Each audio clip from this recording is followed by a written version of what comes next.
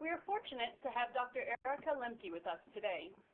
Dr. Lembke is an associate professor in the Department of Special Education at the University of Missouri, a trainer for the National Centers on Progress Monitoring and Response to Intervention, a researcher with the Research Institute on Progress Monitoring, and an officer on the National Board of the Division for Learning Disabilities. She is currently a co-PI on a federally funded IES grant to examine the use of handheld devices to conduct math progress monitoring and administer math diagnostic interviews. Dr. Lembke has numerous publications in peer-reviewed journals on the topics of curriculum-based measurement and response to intervention. She has presented over 100 national and international and state presentations on the topics of progress monitoring and response to intervention. Her research interests include designing and implementing CBM in elementary and secondary grades and developing strategies to improve elementary students' academic performance. Prior to her graduate work, Dr. Lembke was an elementary special education teacher for 6 years, working with students with learning disabilities and mild mental retardation. We are very fortunate that she is sharing her expertise with us today. Now I will turn the presentation over to Dr. Lembke. Great. Thank you so much, Whitney, and thank you all so much for joining in today. Today we have just a little bit less than an hour, and we have a lot to talk about, so hold on tight, and we're just going to fly right through. Understanding that I have a little less than an hour, much of what I talk about today will sort of just be a quick overview of some of these interventions, and I hope to also give you resources and places to go after this call to find out more information. I just wanted to mention also that there are slides and handouts for this presentation. You can access the handouts by going to the top bar, sort of launch bar of your screen. There are 3 little sheets of paper to the left of the yellow notepad, and that's where the handouts are. You can go down to the bottom, as Whitney mentioned, of your screen. There's a printer icon, and that will allow you to print the PDF slides of the PowerPoint. In addition, as Whitney also mentioned, this will all be available online following the presentation. Today I'm going to first spend just a bit of time talking in general about research-based practice, evidence-based practice in RTI, what some characteristics of what that good teaching needs to look like within that. Then I'm going to move on and spend quite a bit of time talking about reading strategies in particular, and then finally finishing up with strategies in mathematics. Due to time constraints, I won't be able to speak in detail about I would say more detail about reading and a little bit less detail about mathematics. However, I would encourage you to refer to Dr. Russell Gersten's webinar, a recent webinar on the National Center for RTI website for more strategies in the area of mathematics. I first want to talk about and sort of get us all on the same page about what I mean and what we mean when we talk about evidence-based practice, because it's not always the case that everyone has the same ideas about what evidence-based practices are. And so we're looking for most importantly, research that has been published in peer-reviewed journals, meaning that it's gone out to experts in the field, that the research has been vetted, and that we are more certain that it will be effective with the population that we're working with in our classrooms, and also that it has generalizability, meaning that it's been replicated in a variety of settings. We hope that the procedures are clearly described so that we could go back and replicate that intervention in our classroom. And we really want the research to have a control group, meaning that the intervention was given to one group of students that got the good stuff, and then another group of students who didn't get that particular intervention, and then comparing the results from those 2 groups. So we're really focusing on a particular set of characteristics when we talk about evidence-based practice. The key to all of this, the key to intervention, of course, is not necessarily picking the right intervention or spending a lot of money on a particular program. The key is really the teaching. And so as we proceed forward, it's important to remember what I provide to you today. It's not going to be a checklist where you can go back and say, you know, oh, check that, I did that for 2 weeks. Check this, I did that for 2 weeks. Great, we're done with intervention. It's really effective teaching practices that are put in place at all levels. You know, if we're talking about an RTI system, we're talking about effective differentiated instruction at Tier 1. We're talking about effective classroom strategies and follow-up for students at Tier 2. We're talking about effective teaching of Tier 3 students in smaller groups with more intense instruction. So we need to keep in mind some important characteristics, including explicit teaching and systematic teaching procedures. Explicit being control of content, using guided practice, making sure that the examples that you present to students include both discriminatory examples and introductory examples. So we really want to think about that model, lead, test that perhaps we learned about in our training programs, but that holds tried and true, that we need to continue to think about how we can engage students by modeling, leading them through guided practice, and then giving them some independent practice or an independent task that they can work on themselves. In the same way, we want to think about that good teaching practice as systematic. And I'll give you a better example of this in just a little bit when I talk about phonics in reading, but we're talking about teaching pre-skills, really scaffolding instruction, thinking about high utility skills introduced before less useful ones, and then really trying to separate any information that students might likely confuse. So knowing that we're thinking about that explicit and systematic teaching, and it really is the teaching that makes the difference as we move into intervention, our next step is to think about how interventions are selected.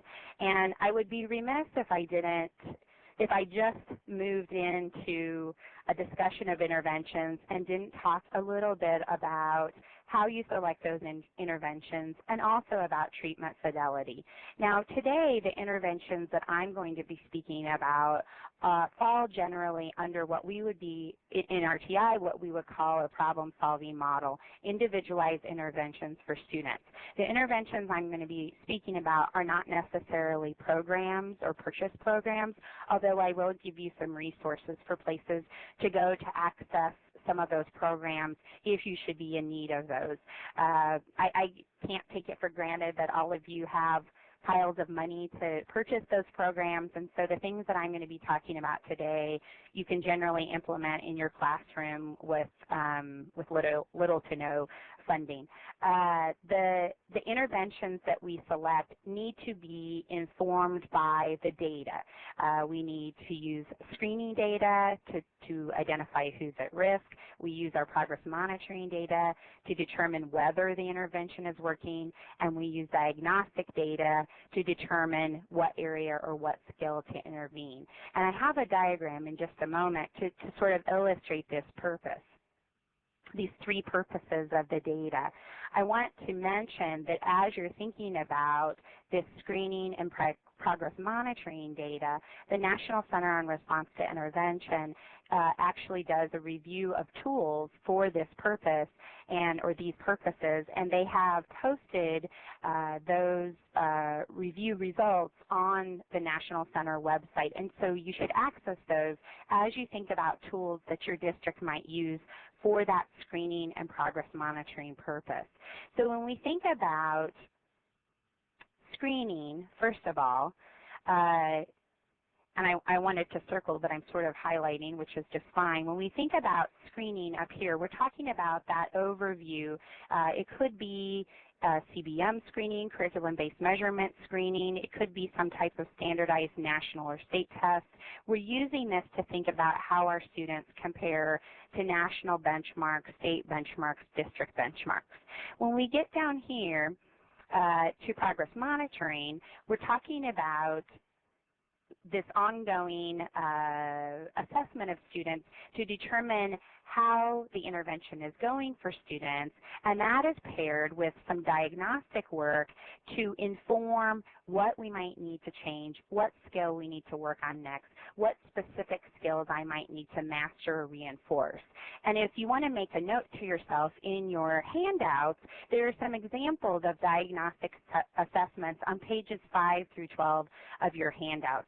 I won't be able to actually show you all of these examples as we go along today, but be assured they are in the PDF of the handouts, and you can certainly look at those too to get some examples.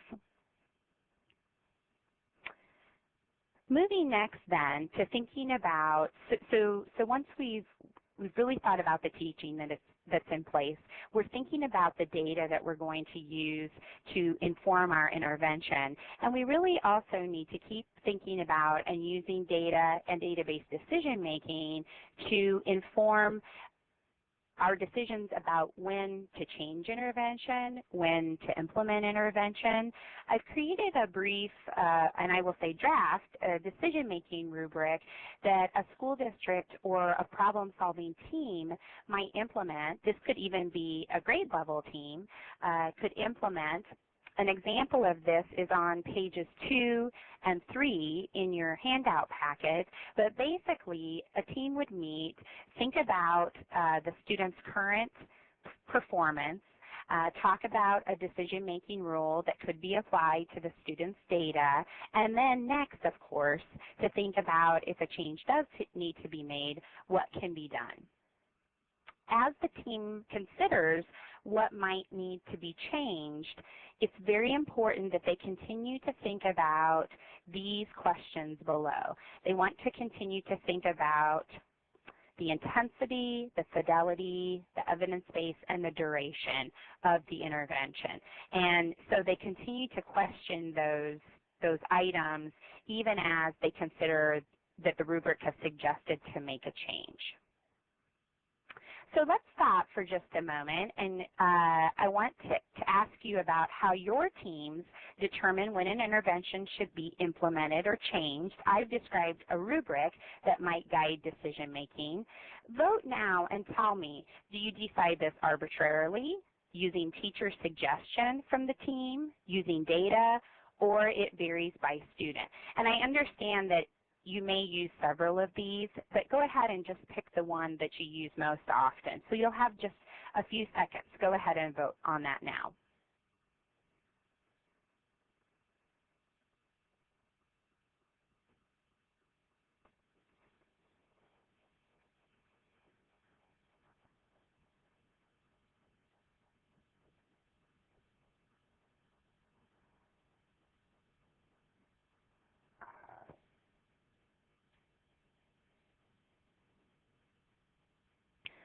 So I'm so pleased to see, and as you can see as well, that the majority of you did say that you use data to determine when an intervention should be implemented or changed. In fact, an overwhelming majority of you said that you're using data. And so I want to continue to encourage you to, of course, use data, but also continue to be very systematic about how you're using data, how that fits into your problem-solving team process. And I hope that something like the rubric that I just mentioned might help you continue to systematize even more than what you're doing now. Of course, when we talk about intervention, I again would be remiss if I didn't talk a little bit about treatment fidelity. We know that one of the key components of RTI is lack of response to validated instruction implemented with integrity. Two big pieces. And so if we don't know about, if we have a great intervention, a very well researched intervention, but we're not checking on how it's implemented. That's the treatment fidelity. How is that being implemented? Is it being implemented as we would have hoped it should be implemented? Is it being implemented as the researchers would have suggested? If we're not checking on that, we're losing a big piece of that effective intervention, of that integrity, that treatment integrity. And so I want to continue to encourage you as individuals, as schools, as districts, to continue to think about treatment fidelity and how you can monitor that. There are a variety of ways that you can monitor that. I've given you one example of a fidelity checklist in your handouts. That's actually on page 4. And you can think about using fidelity checklists in your, within your problem-solving team as individual teachers.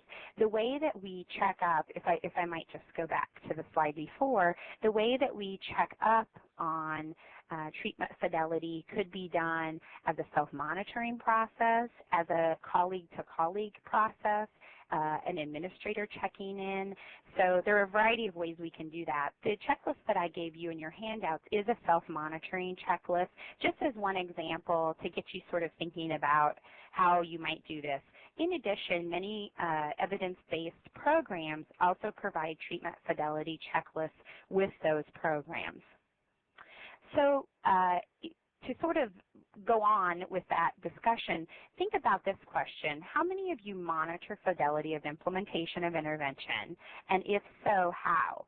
So indicate whether you do not monitor, whether you use self-monitoring checklists, video monitoring, in which case the teacher might video him or herself teaching a lesson and then watch it back, peer monitoring, colleagues monitoring each other, or an administrator doing walkthroughs and monitoring using a checklist. Go ahead and vote on that now.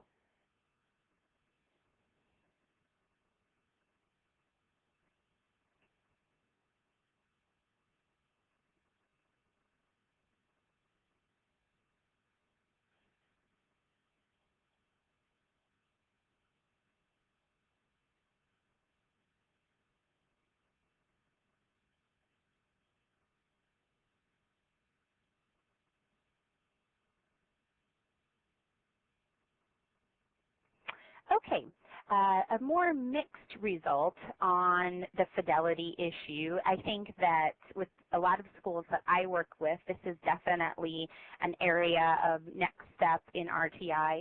Some of you indicated that you don't monitor. Others do use self-monitoring checklists, and others actually have administrators go through and monitor fidelity of implementation. It's an important concern, and I encourage you, as you're thinking about great interventions to implement, continue to also think about how you can monitor the fidelity of those interventions.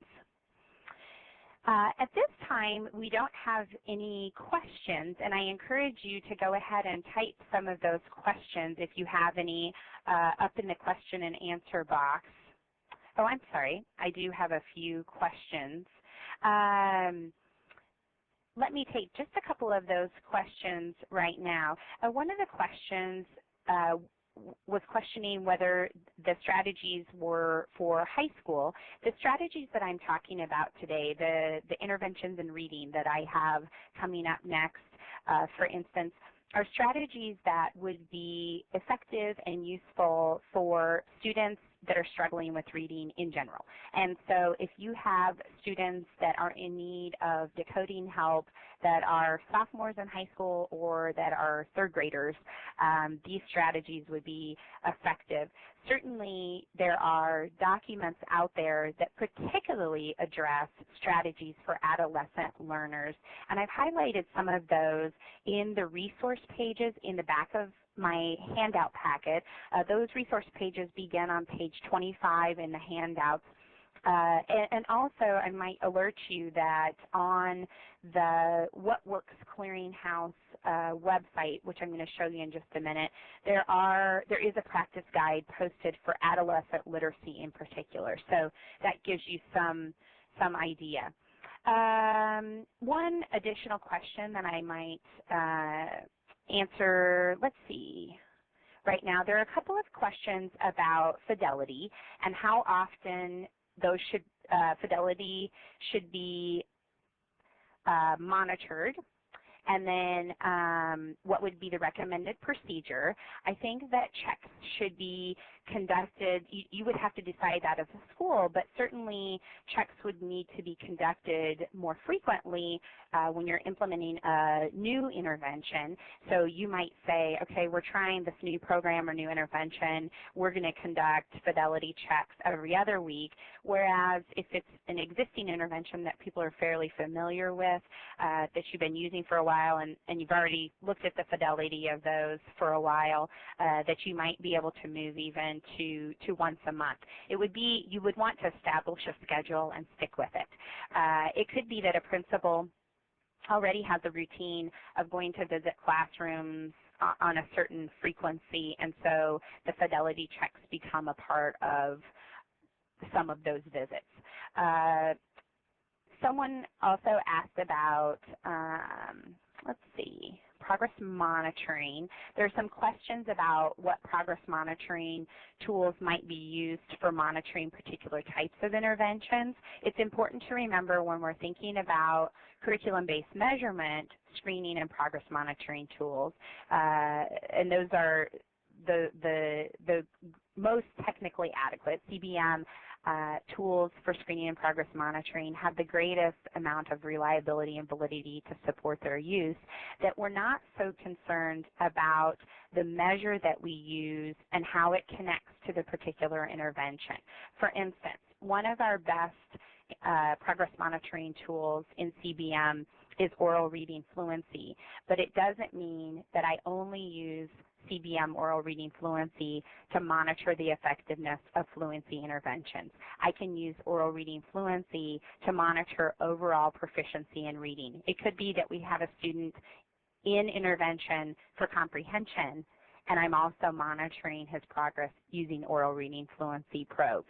So those probes are researched and standardized to serve as indicators broadly of reading intervention. And I'd encourage you, if you'd like to know more about those CBM measures, I'd encourage you to go to the National Center on Student Progress Monitoring, where they have a library with lots of resources on CBM. I'll answer more questions in just a little bit. I'm going to move on and talk quickly about some interventions in reading, because that's what you're all here for, these interventions. These are a few examples of some of the websites that I was referring to earlier. The What Works Clearinghouse, which has practice guides. Google Scholar is an excellent way to find research-based, peer-reviewed references for interventions that you're considering. The Doing What Works website is connected with What Works Clearinghouse. It's to help make those interventions more accessible to a practitioner. So you might check those out, as well as the resources in the handouts that I mentioned earlier on pages 25 through 31 of my handout packet. As we think about interventions in the area of reading, we have to go back to the findings from the National Reading Panel, which really focused on those critical areas of literacy, the big five, if you will. And I'm going to go through and just talk about each of those, a couple ideas for interventions within each of those. Phonemic awareness is really at the sound level, and so this is probably one of the only areas that we may think doesn't extend on up K through 12. It may be that actually students in those early grades are still working on phonemic awareness, but we hope by the time that students move up into the middle and secondary level that they've mastered these skills. However, I will give you some ideas for ways that you could scale up phonemic awareness activities if you have older students that are working on them. Two of the best ways to work on phonemic awareness, of course, are through blending and segmenting. And a lot of these intervention ideas aren't rocket science. I hope that for a lot of you that are out there, it will confirm things that you're already doing in your classroom, or if you've worked on these before but you sort of lost sight of them, it will help you to sort of refocus on these important skills. Blending and segmenting are two of the most important ways to practice phonemic awareness. Remember, this is all at the auditory level, teacher modeling, student responding. Blending being the initial skill, segmenting the next skill that students would work on. As we move through and think about skills that are more difficult for students, we move into things like phoneme deletion or substitution. So deletion, I'm going to ask you to say a word and say it again without one or more of its sounds. Say sat, but don't say say plate, but don't say huh. So as we move through, we make these skills a little more difficult for some of those older students that still need to work on sound play. In the same way, we could think about substitution. Say plane, but change the pl to tr, so it would be train. So we continue to think about how we can help students move towards mastering that alphabetic principle, which is the combination of phonemic awareness and that letter sound correspondence. That's really the key to being a good later reader. In the area of phonics, the National Reading Panel found that systematic and explicit phonics is really the key to improving young students decoding, spelling, and comprehension, and older students word reading and oral text reading. Again, we want to think about how we can be systematic and explicit as we move through and teach phonics. So let me give you an example of that. We might think about, and this goes back to my characteristics of explicit and systematic teaching, but within the area of phonics, we might first think about introducing the most common sound for a new letter. So rather than introducing all the sounds that a particular letter makes, so here's the letter C, it makes the sound k and s. I introduce first the most common sound and practice examples and non-examples. I might want to separate instruction of potentially confusing letters that look the same visually or sound the same auditorily. If you were a kindergarten teacher introducing letters, you might think that the most common way to introduce those would be in ABC order. However, in doing that, we're introducing two of those letters that are most commonly confused, look the same visually, sound the same auditorily, B and D, of course, and whereas it might be better to actually separate the teaching of those two letters. And so we think about how we can structure introduction of letters to separate these potentially confusing letters. It may be better for students to introduce lowercase perhaps before uppercase, in that most of what they're seeing in text is lowercase, so it's more functional. And then we want to start with the high utility letters, the Wheel of Fortune letters, if you will, R, S, T, L, and N, E. We've got S, T, M. We want to make sure that we're introducing letters that they can use right away in words and that they can use those words then in small sentences. And we want to use words that start with continuous sounds that students can hold out and blend together. And so here's a potential sequence for introducing letters. You can see that if I was using these letters, introducing in this way, during the first few weeks of school or the first few weeks of time I'm working with a non-reader, introducing just these letters, you can think about how many words the student would already be able to make with just those letters. And so And that also, as we introduce those lowercase and capitals, you can see the sequence. And if capitals and lowercase are visually similar, like S and S, V and V, that we could introduce those at the same time. So just sort of a notion of thinking more carefully about how we're introducing content, that we don't need to just introduce content the way that we always have because it sounds like a good way, that we want to be more thoughtful and practical about introducing content to students. In the area of fluency, fluency is highly important because it really provides that bridge between word recognition and later comprehension. And we know that oral reading fluency is not just reading fast, but includes elements of accuracy, rate, expression, and phrasing. And sometimes we call that expression and phrasing prosody. In the area of fluency, repeated reading is the highlighted intervention. Luckily, it is also an affordable and easy to implement intervention. Students reading aloud after first hearing a model, students reading aloud after hearing a taped model, students repeatedly reading the same text or story. Those are all excellent ways for students to continue to have practice in getting more fluent and automatic with their reading. We want to make sure in order to build fluency that we use text at an independent level. Many times fluency interventions are failing because text is too difficult for students. And so that may be our first I don't want to say line of defense, our first stop is to make sure that we're selecting a text that's appropriate at an independent level for students. We want to continue to highlight the effects that having punctuation in different places in the text, those cues, those prosody cues, how that might affect their later reading. So as an example, a Lynn Truss book, Each Shoots and Leaves, highlights how when we change punctuation, how it affects the understanding of the sentence. In the Put Reading First document, which is a document that takes the National Reading Panel suggestions and puts them in an easy to understand and sort of easy to implement practice for teachers, they talk about lots of different types of fluency interventions, including partner reading and reader's theater. Some of you might have used reader's theater in the past. This is a sample schedule for reader's theater. I took this one from the core reading source book, and the reference for that is in your handout packet, pages 25 through 31.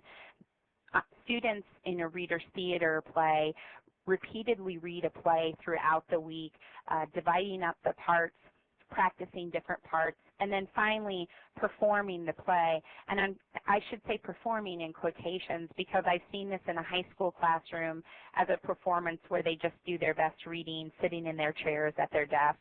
I've also seen it in an elementary classroom where they actually perform it in front of parents with costumes and everything. So there's a variety of ways you can do this, but it provides nice structured practice for building fluency through repeated reading. I'm going to move on to vocabulary.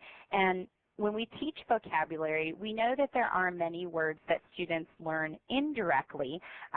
Sometimes they learn those words, but they still don't understand the meaning of those words. There are also many words that we want to teach directly. Those indirect are okay, but not always the words we want them to learn. And so we want to make sure that we have some strategies for teaching specific words. 3 of those strategies are modeling, teaching using a synonym, and teaching by providing a definition. We want to try, if we can first, to use modeling or synonyms in order to build understanding of that particular word. You can see examples. If you have a word you can model, you can use examples and non-examples of that word. If students know a synonym of the current word that you're teaching, you can use synonyms. Or if you can't use either of those methods, you can provide a definition. In this case, in my example, exit, a door that leads out of a building, we need to think about if that is the most accurate and effective definition. So you have to be careful in constructing the definitions because I don't know that this is the best definition, so just want to be real careful about constructing those. We want to continue to teach students how to use context as a clue, not just use the context to figure out the unknown word, to actually use clues from context, like definition, synonym, antonym, and gist clues. Let me give you some examples of what this would look like. And I would encourage you to think about teaching each of these one and then the next. And so I might first only teach what a definition clue is, what that looks like, only give examples of a definition clue, and then finally add in synonym clues next. So you would go through and teach, you wouldn't teach all of these at once. The gentleman was very enigmatic. In fact, everyone he agreed that he was quite mysterious. Think about what clue we might use to help define the word enigmatic. Well, we know that it says he was quite mysterious, so it may be either definition or synonym clue that we're looking for. One more, Lori is very punctual while her sister is always running behind. What kind of clue would we use? Antonym. That's an easy one. So we teach students to look for those particular clues in the text in order to define those unknown vocabulary words. We can also continue to use, give students examples of how words are used across context. This is a difficult skill for many students that we work with because they have trouble understanding that difference between literal and figurative language. This is an example of how we would actually demonstrate to them that words can be used in different contexts. If I was going to introduce the word Jersey to you, and I said, what would the word Jersey mean to a dairy farmer? You would respond with a cow, perhaps. Then I would continue to ask you, what would the word Jersey mean to someone from New England, a football player, a seamstress? And so we go through and introduce to students these examples of different contexts. You could have students make these up. You could give students examples like this. We'll move on to comprehension, and comprehension is the biggie. If we do all of the things that we've talked about so far, but we don't have understanding of the story, then we've lost that most important piece. And we know from the National Reading Panel that these are some important strategies that we need to introduce to students. In the strategies that I'm going to introduce to you next, many of these are incorporated, and actually there are different combinations of these incorporated into each strategy. But this is the list, the important list that we need to be covering. And I think as you look through this, many of you would say that you probably cover a lot of these strategies already. As we teach those comprehension strategies, we need to keep in mind how we're teaching it. So it's back to teaching is important. We need to make sure we're providing a rationale for the strategy, modeling it, using thinking aloud. I don't know how many of you use thinking aloud with your students, but it's so, they love to get in your head, so to speak, and hear how you talk about strategies. And so that thinking aloud is a critical step. Then providing supportive practice and feedback. Finally, letting them practice independently. It could be on the same example that you just presented. And then finally, teaching for generalization and maintenance. Generalization into other content areas, into other parts of your day. Maintenance, I continue to come back to those strategies over time.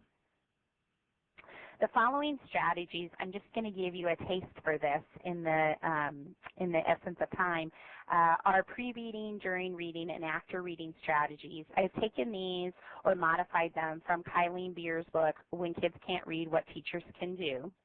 And it's actually, the book is highlighted as a text for students in grades 6 through 12, but I think that you'll find that it would be an excellent resource for students at all levels. Here's one example, an anticipation guide. This is a pre-reading strategy, and if you look at the handouts, I have an example of an anticipation guide from the children's book, Mufaro's Beautiful Daughters by John Steptoe in the handouts. We create a set of generalizations about the story and have students complete those generalizations, indicating whether they agree or disagree with each statement prior to reading the text. They can either complete these on their own and then meet in partners. They can meet in small groups. But the major purpose is to activate prior knowledge, which we know is so important and is sometimes missing for students that come to us that are struggling in reading. So the teacher writes those generalizations, and then students write whether they agree or disagree, and they can actually do this prior to, in the middle of, and after reading the story. Probable passage is another example of a pre-reading strategy that has lots of purposes, as you can see, making inferences, forming images about text. I've included the graphic for probable passage in the handouts. You choose words, and then students actually place the words in boxes based on where they think they fit in the story. For instance, they place those keywords in boxes if they think they put those words in the boxes that relate to characters from the story, outcome from the story, simply unknown words from the story. So they work together in teams to actually place those words. Then, once they've placed the words in these boxes based on where they think they fit, they write a gist statement about the story based on what they've thought of so far. Then you read the story and come back and compare to their gist statements. During reading strategies are very critical, as Colleen Beer says. One particular during reading strategy that is very effective is say something. As students go through the text, they meet in groups of 2, ideally in partners. As they read through a certain portion of text, you decide as the teacher what portion of text they'll read. If it's a children's book, it might be every 2 to 3 pages. If it's a chapter book, it might be, after a few pages of text. It could be after a paragraph of text. After one partner reads, the other partner offers a response to what was said. The response has to be in one of these areas. Make a prediction, ask a question, let me get that off of there, clarify, make a comment, or make a connection. As you go through with students, you teach them, first of all, what does make a prediction look like? You might even give them examples of, when I make a prediction, first I say, I think the next part will be about, and then you teach them next about ask a question. It engages students in the story so that they're self-monitoring as they read along to make sure that they understand what has just been previously read. And there are more details about say something in your handout packet. We're going to talk just briefly about after reading strategies. There are 2 kinds of scales that students can use after reading. One, to examine characteristics. That's the semantic differential scale. So we might say Goldilocks was clever or sneaky, and students have to indicate on the scale how much they thought she was either clever or sneaky, and then they have to justify that response. The Likert type scale is to indicate level of agreement with a statement. So I thought the 3 bears were that it was inappropriate for them to leave their house unlocked. And so then the students indicate level of agreement and have to justify that response. Again, just a way to continue to keep them engaged in the story following reading of that story. Another way to help them create a summary, which is sometimes pretty difficult for students that we work with that are struggling, is to use somebody wanted but so. As they go through and think about a portion of text, it can either be an entire story, it could be a chapter, it could be a portion of a chapter that was just read. Students have a framework that they can use to establish a summary sentence about what that portion of text was about. They think about which somebody to consider, what that somebody wanted, what occurred that caused the problem, and what eventually happened. And there's a diagram for this in your handout packet, and that is on page 18 of your handout packet. So I know I've gone quickly through those, and I apologize for the quickness, but I hope that you'll have at least some places to get started in those important areas of reading. I want you to consider now, when determining what intervention should be implemented, how is the evidence base for the intervention assessed? So as you think about how you assess whether the intervention is evidence-based or not, answer this polling question. 1, it's not assessed. We don't assess the intervention. We have an evidence-based questioner on our team, someone that says, ooh, what's the evidence base? We use resources that contain or provide only evidence-based intervention. A combination. We have people that question. We also use resources. And then, isn't it enough if teachers have used it successfully over time? So go ahead and log in now. How do you determine the evidence base for an intervention?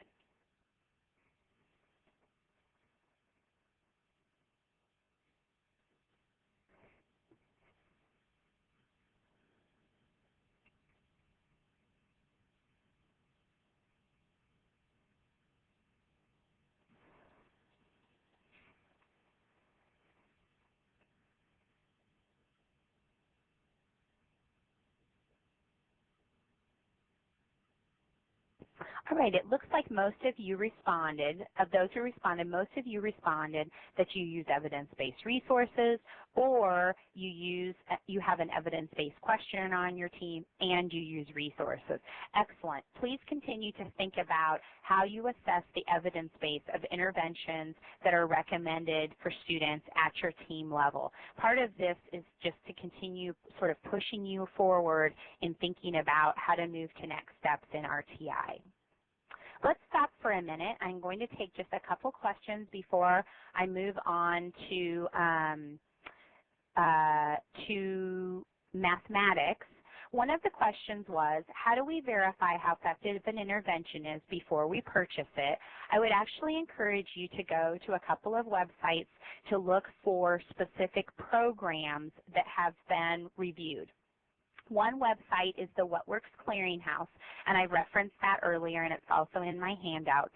They have actually reviewed programs, and they post those reviews fairly often, so the program that you're looking for answers about might be on that website.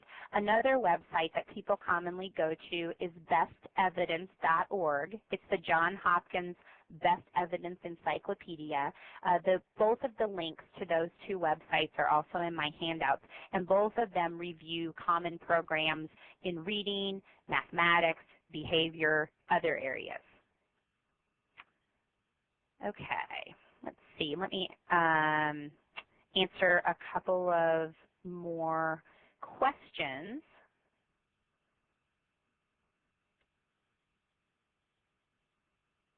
One of the questions was, actually a couple of the questions alluded to the interventions that I provided so far and how those differ for Tier 1, Tier 2, and Tier 3 students. I want to be clear that I do see a lot of these interventions fitting well in Tier 1, good differentiated instruction. And in fact, I believe that that's one of the first and best places that we should start, at Tier 1, if we really want to make a difference for these students. The way that they would differ at Tier 2 and Tier 3, again, is in that duration, specificity, and intensity. So at Tier 2, smaller groups, more specific modeling perhaps, lower level materials. At Tier 3, much smaller groups, perhaps pull out of the classroom, very specific modeling and guided practice. So the differences between these interventions, while we hope that these are being implemented in all classrooms, the difference really is in that implementation of duration, specificity, intensity at those Tier 2 and Tier 3 levels. I'm going to talk just briefly about interventions in mathematics. And, you know, of course, I knew I wasn't going to have very much time, I'm sorry, but I hope you'll refer to Dr. Gerson's webinar as well as to the Center on Instruction Resources in Mathematics for more details about these interventions. Again, when we're thinking about implementation, we want to continue to think about what data we have that can guide our instruction and intervention selection. And so in the area of mathematics, we have tools at our disposal like task analysis, error analysis, interviewing students about how they're solving problems to help guide our instruction and to help guide our decisions about intervention selection. It's important to remember that we can use the CBM mathematics probes diagnostically, but they don't necessarily include all essential skills. So they're meant to serve as indicators. They're not necessarily meant to serve as diagnostic tools. In a review by Gersten, Baker, and Chard in 2006, and this is posted on the Center on Instruction website, they highlighted practices that had moderate to large effect sizes for students at risk. And I'm going to go through and talk about a couple of examples within each of these practices that they found were important. In the area of visual and graphic depictions, this may be something that you've seen and used for a while, but it's still a great one. This notion of concrete to semi-concrete to abstract, CSA. As we introduce skills to students, we first introduce in a concrete way using manipulatives. We then move to a semi-concrete stage where we're using pictures, for example, and finally to an abstract level where we're using number symbols only. All along the way, we're using parallel modeling in that even when we give manipulatives and pictures, we're modeling that with numbers, with those on the board or on your smartboard or whiteboard. You're modeling that with equations along the way. Schema-based strategy instruction is another excellent way, and particularly as we move on up into those upper elementary and secondary grades, to use visual and graphic depictions. Asha Jitendra, you'll see her name here listed as a second author, has really been a leader in this area, and I encourage you to look at her research in this area. But students identify the schema or the type of problem and then use that information to solve the problem. And let me give you an example of what that might look like. If it was a change problem, like Stacy had 43 coins, she lost 20 of them, now she has blank coins, students they would learn how to identify the type of problem and then how to represent it. As you see here, the beginning and ending set and the change set represented in a circular manner so that students can, as they come to more complicated problems, they have a way to actually represent those problems. So I'd encourage you to look at schema-based strategy instruction as an excellent research-based method for that visual and graphic depictions. In the area of systematic and explicit instruction, I'd actually highlight and direct you toward my examples of the basic instructional plan, a Tier 2 or Tier 3 lesson plan format for mathematics. It can also be used in reading, not the same exact lesson plan, but we have used it before in reading. It's an example of a way that we can guide students very concretely through a skill using different types of material, and it can be used with a variety of levels of students. I'd encourage you to look at the sample that's provided in your handouts for that basic instructional plan. Student think alouds, sample problem-solving strategies like you see here are excellent ways to help continue to give students guidance about how problems should be solved, to actually give them a listing or a checklist of how to navigate a problem, to move step by step through a problem. And so both of these, Montague and Miller, Strawser, and Mercer strategies would be great ways to first post these steps or give students a checklist at their desk, and then finally to sort of gradually pull that away so that they can apply that on their own. Peer-assisted learning is an excellent way to continue to provide Tier 1 or Tier 2 intervention in reading or mathematics. The math research for PALS in particular, peer-assisted learning strategies, is highlighted on the PALS website. I'm highlighting it down below here. It's comes out of Vanderbilt University, and it has been researched both with elementary students and with secondary students. Unfortunately, I don't have time to talk a lot about it, but if you're looking for a peer tutoring type of structured mathematics intervention, I would encourage you to look at that PALS research.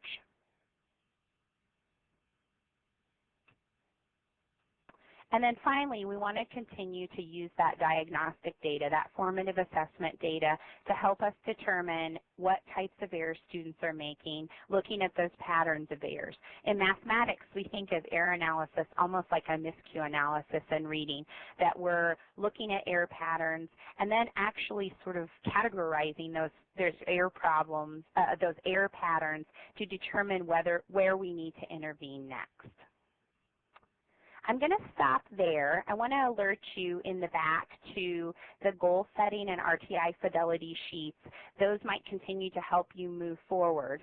Let me answer just a couple of more questions, and then I know it's going to be time to go. I want to also just remind you that if I haven't gotten to your question today on the call, I will be responding to these questions in a written form, and those questions and answers will be posted on the National Center website. Let's see. Let me answer a couple more questions. When the RTI team meets, should the diagnostic questions be discussed, or is it assumed that it's already known? And I would actually encourage teams to have to help their teachers who are coming to the problem-solving team bring that diagnostic information in, prepare that in advance and bring that to the team. It's not the case that that teachers will always know exactly what to bring to the team, so it may require a little bit of staff development to talk about what kind of diagnostic data should be coming. But I think this should be prepared in advance and then brought to the team for a discussion. I'm going to have to end there today.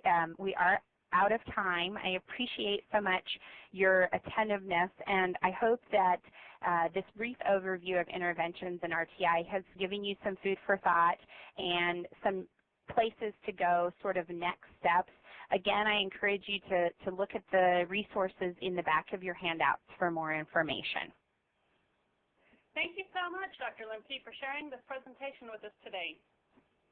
If you would like to print a copy of the PowerPoint slides from today's presentation, you may do so by clicking on the small printer icon at the bottom right hand of your screen, right-hand side. And the slides will also be available on the National Center on Response to Intervention's website. And you can find more information on our website at www.rti4success.org, and that's the number 4. If you have additional questions about interventions in RTI, you may email them to us at rtiwebinars@air.org. I'd like to invite you to join us for our next webinar that's on January 14th, 2010 at 2 p.m. Eastern Time. Dr. Rob Horner, Director of the PBIS Center, will present on RTI and behavior and will discuss school-wide tiered behavior interventions. We would appreciate your feedback about today's session. If you would, take a few minutes to complete the webinar evaluation that you see on the screen. We value your feedback, and ultimately, your suggestions will assist us in making decisions for our future webinars. Once again, thank you for your participation today.